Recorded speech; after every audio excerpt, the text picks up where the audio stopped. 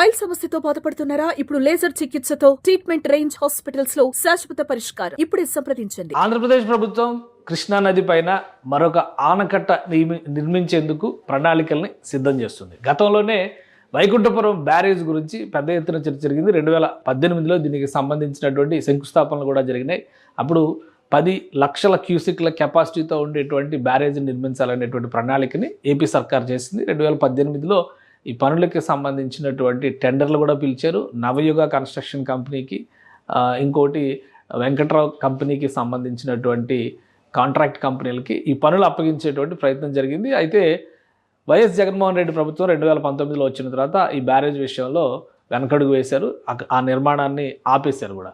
So ఇప్పుడు ఉన్నటువంటి తాజా పరిస్థితుల నేపథ్యం, అమరావతి నిర్మాణం జరుగుతున్నటువంటి తీరు, ఎగువన ఉన్నటువంటి కృష్ణానదిలో వచ్చేటువంటి వరదను నియంత్రించడానికి ప్రకాశం బ్యారేజ్కి పులిచింతలకి మధ్యలో ఒక ఆనకట్ట ఖచ్చితంగా ఉండి తీరాలనేటువంటి నిర్ణయానికి ఆంధ్రప్రదేశ్ ప్రభుత్వం వచ్చింది. అసెంబ్లీలో దీనిపైన ఒక స్పష్టమైనటువంటి ప్రకటన కూడా చేసింది. ఈసారి 10 లక్షల క్యూసిక్లు కాదు, ఏకంగా 15 లక్షల క్యూసిక్ల కెపాసిటీ ఉన్నటువంటి బ్రిడ్జ్ కట్టాలనేటువంటి ఆలోచన చేస్తుంది. వైకుంఠపురాన్నే దీనికి వేదికగా చేయబోతుంది. అసలు ఏంటి వైకుంఠపురం కథ ఏంటి ఒకసారి పరిశీలించేటువంటి ప్రయత్నం చేద్దాం. వైకుంఠపురం అనేది ఆంధ్రప్రదేశ్లో ఒక హైదరాబాద్ నుంచి వైకుంఠపురం వెళ్ళేటువంటి రూట్లో కనిపించేటువంటి ప్రదేశం. ఇది ఒక విధంగా చెప్పాలంటే కృష్ణానదికి ప్రకాశం బ్యారేజ్కి ఎగువన వచ్చేటువంటి ప్రాంతం. ఈ ప్రాంతంలో మనం ఒకసారి ఇది జూమ్ చేసి చూస్తే కనుక గూగుల్ మ్యాప్స్లో కూడా చాలా క్లియర్గా కనిపిస్తుంది. ప్రకాశం బ్యారేజీ ఇక్కడ ఈ ప్రాంతంలో ఉంటే కృష్ణానదికి ఎగువన దాదాపు ఒక 40-50 కిలోమీటర్ల ఎగువన ఉండేటువంటి 50 కిలోమీటర్ల పైనే ఒక ఎగువన ఉండేటువంటి ప్రదేశం కింద మనం దీన్ని చూడాల్సి ఉంటుంది. ఈ మధ్యలో ఎక్కడ కూడా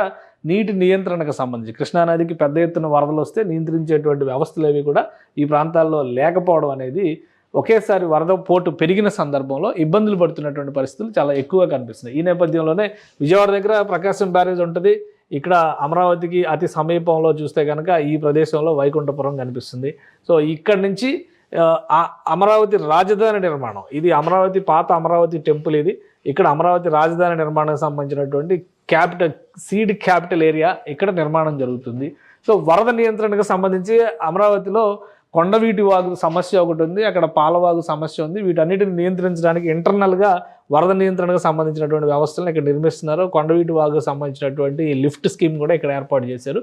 కానీ కృష్ణానది పోటెత్తినప్పుడు, మొన్న విజయవాడ బుడమేరు పొంగిన సందర్భంలో కృష్ణానది పోటెత్తినటువంటి సందర్భం 2 నదులు కూడా విజృంభించినాయి. అటు మున్నేరు, ఖమ్మం జిల్లా నుంచి వచ్చేటువంటి మున్నేరు కూడా పెద్ద ఎత్తున ఈ ప్రాంతంలోనే నీటిని తీసుకొచ్చి కలిపేటువంటి అవకాశం ఉంటుంది.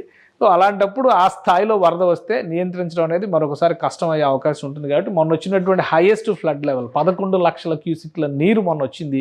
ఇప్పుడు దాన్ని దృష్టిలో పెట్టుకుని 15 లక్షల క్యూసిక్ల నీరు వచ్చినా కానీ నిలువరించగలిగే కెపాసిటీ ఉండేటువంటి బ్రిడ్జిని వైకుంఠపురం దగ్గర నిర్మించాలనేటువంటి ఆలోచన రాష్ట్ర ప్రభుత్వం చేస్తుంది. ఈ వైకుంఠపురానికి మరొక ప్రత్యేకత కూడా ఉంది. ఎందుకంటే ఇది మ్యాప్గా మనం చూసినప్పుడు మనకు పెద్దగా డిఫరెన్స్ కనిపించకపోవచ్చు, కానీ ఔటర్ రింగ్ రోడ్డు నిర్మాణానికి సంబంధించి ఒక ప్రణాళికని రాష్ట్ర ప్రభుత్వం అనౌన్స్ చేసింది. అందులో చేసినటువంటి అనౌన్స్మెంట్స్ ప్రకారం చూస్తే ఆ రీజియన్, ఆ టోపోగ్రఫీ మొత్తం కూడా మనకు క్లియర్గా అర్థమవుతుంది. ఇది వైకుంఠపురం బ్రిడ్జి గురించి మనం 2 విషయాలు మాట్లాడుకోవాల్సి ఉంటుంది. వైకుంఠపురం దగ్గరే మరొక బ్రిడ్జి నిర్మాణం జరుగుతుంది, అది రైల్వే బ్రిడ్జి. అమరావతికి శాంక్షన్ చేసినటువంటి ఎర్రుబాలెం వరకు డిసైడ్ చేసినటువంటి రైల్వే లైన్ ఇక్కడి నుంచే వెళ్తుంది.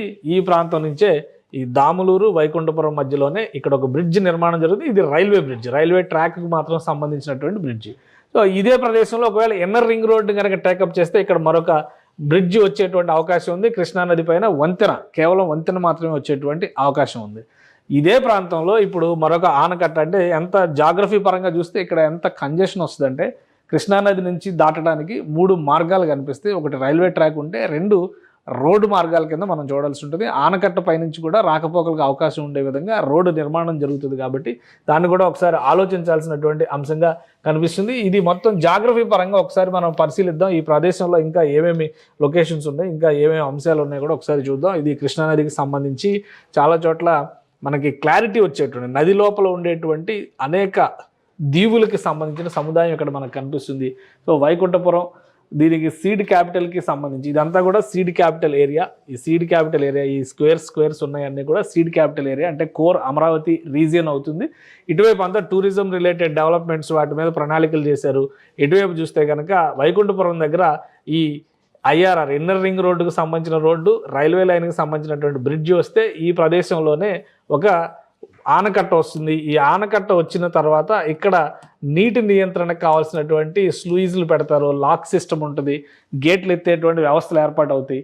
15 లక్షల క్యూసిక్ల నీటిని నిల్వ చేయగలిగేటువంటి కెపాసిటీ ఉండేటువంటి ప్రాంతం ఇక్కడ గేట్లు కూడా ఆ స్థాయిలో పెడతారు.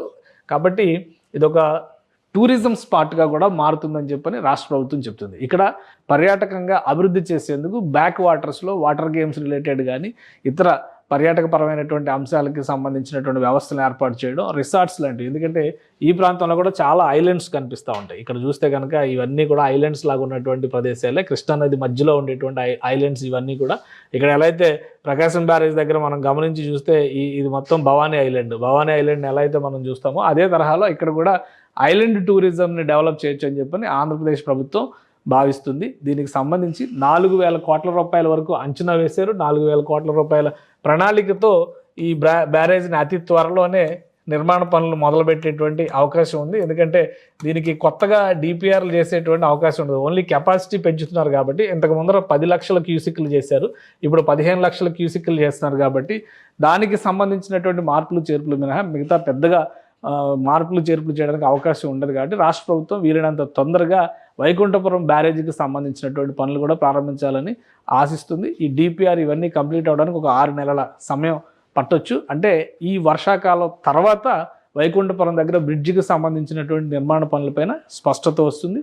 ఈసారి ఎవరికి ఇచ్చేటువంటి అవకాశం ఉంటుంది, కాంట్రాక్ట్స్ అంతా కూడా మళ్ళీ టెండర్ ప్రొసీజర్లోనే ముందుకెళ్తుంది. ఎందుకంటే ఈ 5 ఏళ్లలో రేట్ రివిజన్ చాలా వరకు జరిగింది. వీటన్నిటిని దృష్టిలో పెట్టుకునే కొత్తగా టెండర్స్ కాల్ చేస్తుంది. ఒక 6 నెలల్లో టోటల్ పిక్చర్ అంతా కూడా దీనికి వస్తుంది. కానీ వైకుంఠపురం మాత్రం ఇప్పుడున్నటువంటి సినారియోలో మనం అబ్జర్వ్ చేసి చూస్తే ఈ వైకుంఠపురం ప్రాంతం మొత్తం కూడా రాబోయేటువంటి రోజుల్లో ఒక అతిపెద్ద టూరిజం స్పాట్గా మారేటువంటి అవకాశం ఉంటుంది. ఎందుకంటే ఇటు అమరావతి రీజియన్, అలానే హైదరాబాద్ నుంచి వచ్చేటువంటి నేషనల్ హైవే 65కి కనెక్టివిటీ ఉండేది. ఇక్కడ ఔటర్ రింగ్ రోడ్ స్ట్రెచ్, ఇక్కడ ఇన్నర్ రింగ్ రోడ్ స్ట్రెచ్, ఈ ఇక్కడ చూస్తే రైల్వే ట్రాక్. సో ఈ మధ్యలోనే అతిపెద్ద జంక్షన్ పాయింట్గా ఇది డెవలప్ అవడానికి అవకాశాలు కనిపిస్తున్నాయి.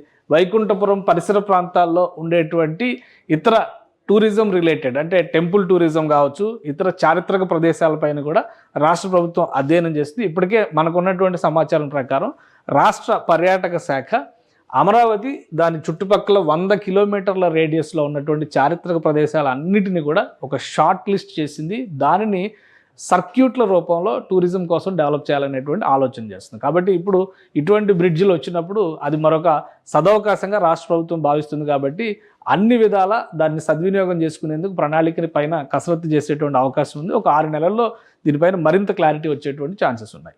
సుమన్ టీవీలో మీ పర్సనల్ అండ్ బిజినెస్ ప్రమోషన్స్ కోసం కింది నెంబర్కి కాంటాక్ట్ చేయండి.